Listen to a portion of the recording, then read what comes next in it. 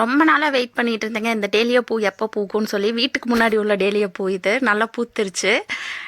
சின்ன செடியிலேருந்து வந்து பார்த்துட்டே இருக்கேன், எப்படா இது வரும்னு சொல்லிட்டு. பார்த்திங்கன்னா இன்றைக்கி வந்து பூத்துருச்சு.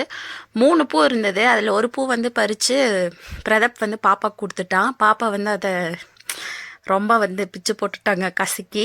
அதனால் இருந்தாலும் பாப்பாவோடது தானேன்னு சொல்லிட்டு பாப்பாவுக்கு பறித்து கொடுத்துட்டான். எனக்கு அது அப்படியே செடியிலேயே வச்சு பார்க்குறதுக்கு தான் ரொம்ப பிடிக்கும், பறிக்க கூட மாட்டேன். அது என்னடானா ரொம்ப ஹைட்டில் இருந்துச்சு பூங்க. அப்புறம் பார்த்திங்கன்னா இன்றைக்கி நம்ம காட்டுக்கு போயிருந்தோம். அந்த மாட்டுக்கு வந்து புல்ல இருக்கிறக்கே. இது வீட்டு மாடு இல்லைங்க, காட்டு மாடு. பாருங்கள் எவ்வளோ பெருசாக இருக்குன்னு. காட்டு எருமை அதுதான் இது. பாருங்கள் எவ்வளோ பெருசாக இருக்குன்னு. வீட்டு பக்கத்துலேயே இவங்க 2 பேர் வந்து அட்டகாசம் பண்ணிகிட்டு இருக்காங்க. ரொம்ப நாளாகவே வீட்டு பக்கமே சுற்றிக்கிட்டு இருக்காங்க. காடு பார்த்திங்கன்னா இதுக்கு அந்த பக்கம் தான், நம்ம வீட்டுக்கு அந்த பக்கம் ஃபுல்லாக சோலை தான். இருந்தாலும் இது விவசாய நிலம்.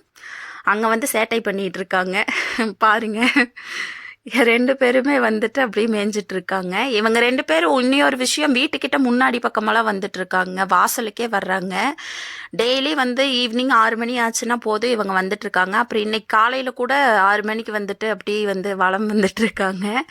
உங்களுக்கு ஈவினிங் இவங்க போகிற வீடியோ காட்டுறேன். கொஞ்ச நாளைக்கு முன்னாடி பார்த்தீங்கன்னா ஒரு மாடு தான் வந்துட்டு இருந்துச்சு. இப்போ 2 மாடும் வர்றதுக்கு ஆரம்பிச்சிருச்சுங்க. இங்கே பாருங்கள், இது ஒரு மாடு வந்த வீடியோ. இந்த ஒரு மாடு மட்டும் அப்படியே சுற்றிட்டு இருந்துச்சு. இப்போ 2 மாடாக சுற்றிட்டு இருக்காங்க. ஆனால் இவங்க விரட்டுறாங்கங்க. பக்கத்துல இருந்து நம்ம எதுவும் வீடியோ எடுக்கிறது இல்லை, லாங்கில் இருந்து தான் எடுக்கிறோம். அது ஜூம்